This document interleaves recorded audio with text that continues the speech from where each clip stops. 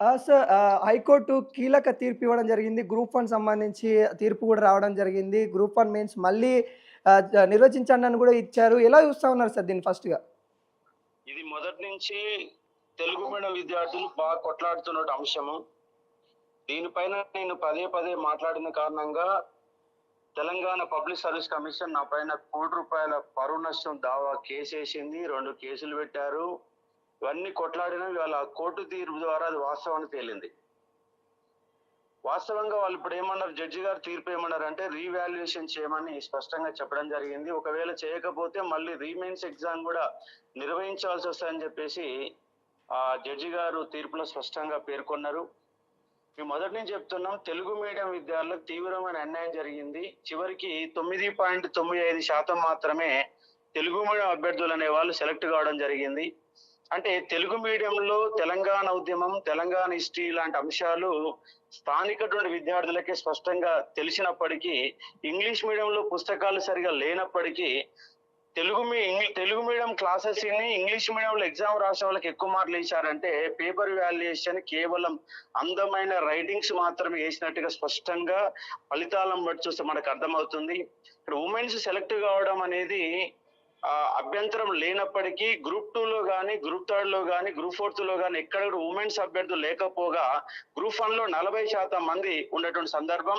నేను ఇంకో ఆరోపణ కూడా ఏం చేశారంటే ఉద్యోగాలు అమ్ముకున్నారని ఆరోపణ కూడా చేశాను. ఆ ఆరోపణకి వాళ్ళ కట్టుబడి ఉంటున్నాను.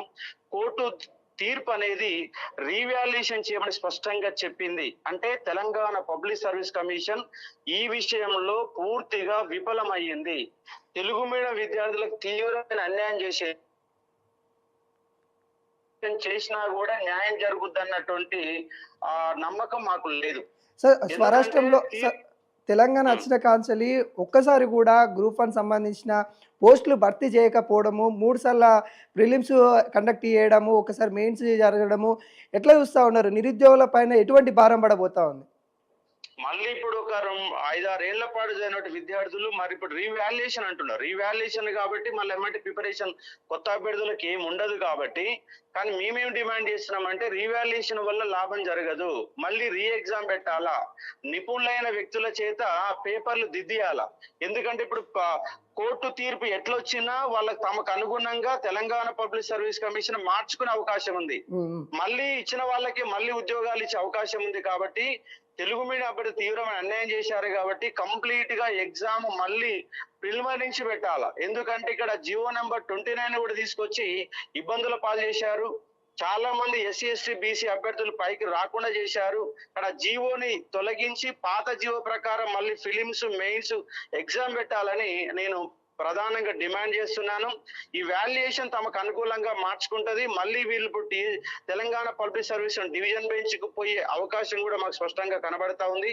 మొత్తంగా కాంగ్రెస్ గవర్నమెంట్ వచ్చి మేము గొప్పగా నిర్వహించాలని చెప్పిన సందర్భంలో తెలుగు మీడియం అభ్యర్థుల్ని, గ్రామీణ ప్రాంత విద్యార్థులని అన్యాయం చేయడమే కాకుండా ఉద్యోగాలు అమ్ముకున్న సందర్భంలో స్పష్టంగా కనబడుతుంది. ఆ పైన ₹1,00,00,000 పరువు నష్ట దావా కేసేసింది.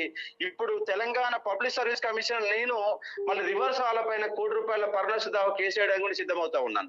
అంటే ఎట్లా చూస్తా ఉన్నారు సార్? అంటే ఇప్పుడు నిరుద్యోగుల పైన ఇప్పటికే జాబ్ రాలేదని ఫ్రస్ట్రేషన్‌లో కొంతమంది ఉన్నారు. జాబ్ వచ్చిందన్న ఆనందంలో కొంతమంది ఉన్నారు. కొంత ఇబ్బందికరంగా కనబడతా ఉంది. ఎలా చూస్తా ఉన్నారు వీటిని?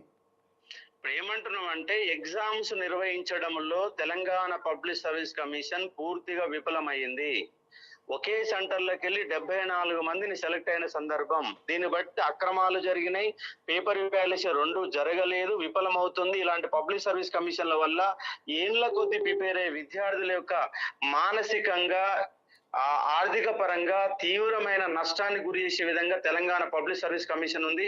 అసలు first Telangana public service commission మొత్తం రద్దు చేయాల. ఎందుకంటే వీళ్ళు వచ్చిన తర్వాత చేసింది కేవలం చైర్మన్ సభ్యులనే మార్చారు తప్ప ఏ వ్యవస్థను కూడా మార్చలేదు. కాబట్టి తెలంగాణ పబ్లిక్ సర్వీస్ కమిషన్